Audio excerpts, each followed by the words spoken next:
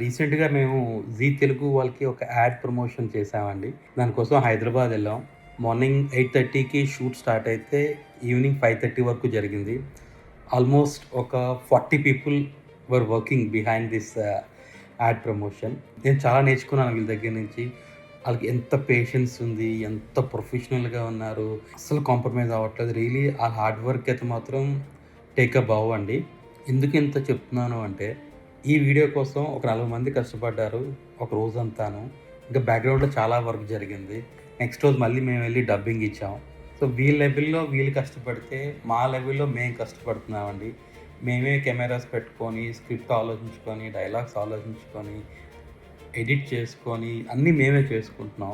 ఇంత కష్టపడి video release చేస్తే, ఈ వీడియోస్‌ని కొంతమంది చాలా సింపుల్‌గా డౌన్‌లోడ్ చేసుకొని, వేరే అకౌంట్‌లో పెట్టేసుకుంటున్నారు. సరే ఇట్స్ ఓకే పర్వాలేదు అనుకున్నాం.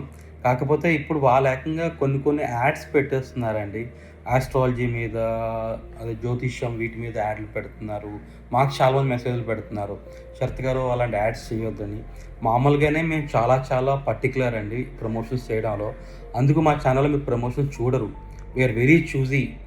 బట్ వీళ్ళు ఇలా చేయడం వల్ల మాకు కొంచెం మా క్రెడిబిలిటీ పోతుంది దీనివల్ల.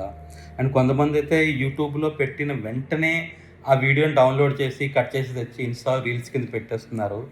ఇది మీకేమైనా కరెక్ట్ అనిపిస్తుందా? ఒక్కసారి ఆలోచించుకోండి. Thank you.